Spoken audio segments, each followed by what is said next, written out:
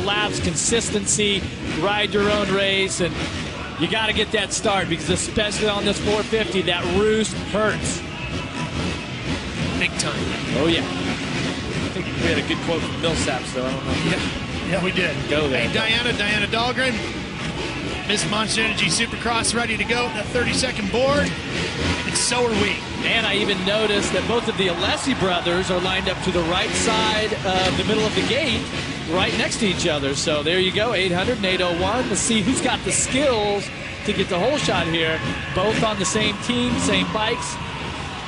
Can somebody take a win away from Villapoto, or will he add to the record books? Here's the gate in Toronto. Millsaps tries to get the drive. Brayton. Can Brayton do it? Brayton with the Nuclear Cowboys hole shot. And the Honda rider is off to the lead with Millsaps chasing right behind Villapoto. Arguably the three fastest riders of the night right up front. Got Weimer setting in fourth and Chisholm, I believe, in fifth. The Muscle Milk Honda rider has been getting better and better every week. He's been getting healthier. That's been making the difference. He told me, Jeff, that, you know, to beat Villapoto, you've got to be at your absolute best in every category because that's where Ryan is right now.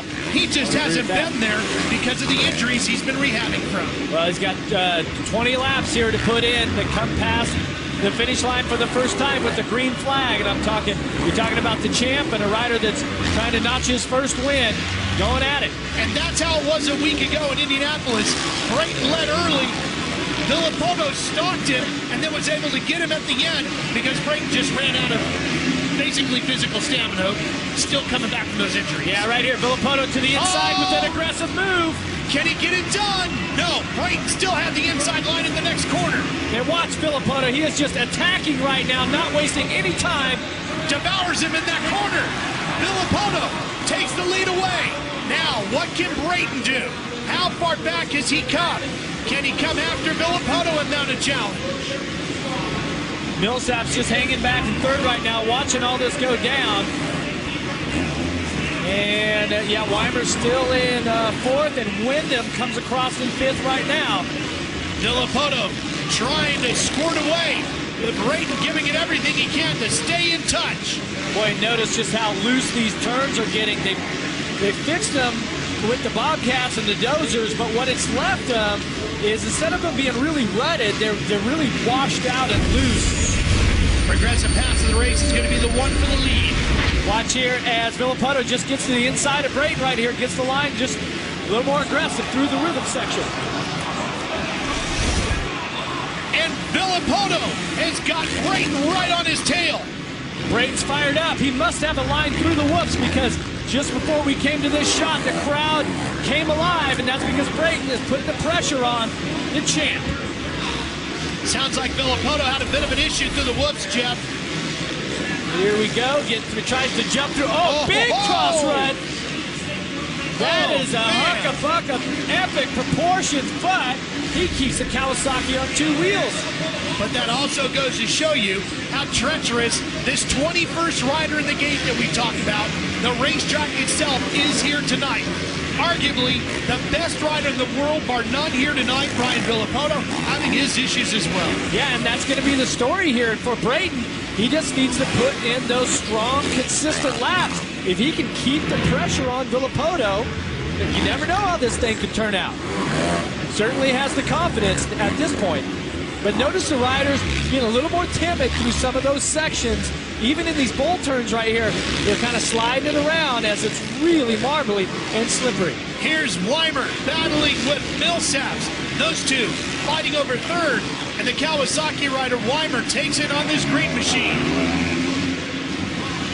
Nice pass right there. Weimer riding with a lot of confidence at this point. See how he gets through this rhythm section here. Has the seat bounce that, use a little momentum and the power from that 450. Now watch as he gets through the whoops right now. He's going to try to skip through some of them, and Millsaps just got on top. There goes Wyndham. Wyndham in fifth, Chisholm. He's got sixth. Here comes Marvin Musquin and Metcalf on his Suzuki number 24. Musquin telling me earlier today this would be his last ride in the Supercross class on the 350 KTM. Going to go back to the West. Go back to the West and ride the 250, and never know, his teammate Ryan Dudgeon could be back. We could get word. You just never know when that's going to happen. Putting the pressure, or getting the pressure put on here by Metcalf. But see, as Metcalf trying to get just to the inside of the racing line, and as he slid up into the berm, he hit all those marbles. And it's just, if you make a pass, you better make sure that you have a wheel on the guy, because you do not want to slide that front wheel either into the side of his bike. Watch right here. See, he's not quite close enough. He can't be as aggressive as what he'd like to be. Oh, he is through the whoops, though. Metcalf very aggressive there. Muscan on the inside, but Metcalf has really turned it up. And he's going to beat him to the corner. Give Metcalf now 8th position. Good battles all the way through the pack right here, as we're taking a look at the fastest lap, last lap around, was actually Brayton.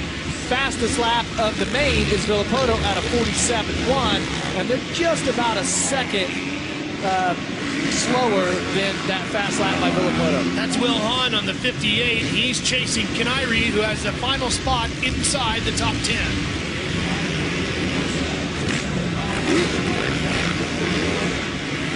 Will Hahn just doing a little double-double through here. Cole Seeley's gone back to the West as well, Jeff. That's why he's not here tonight.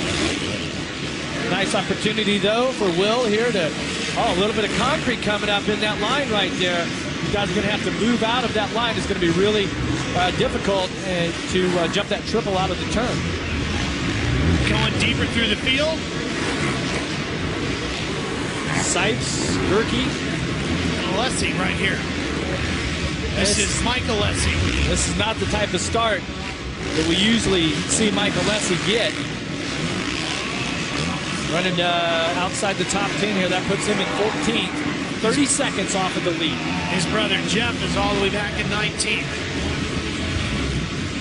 These two riders battling it out over 13th position. Gerke just in front of him on the 87. Gerke on the BTO.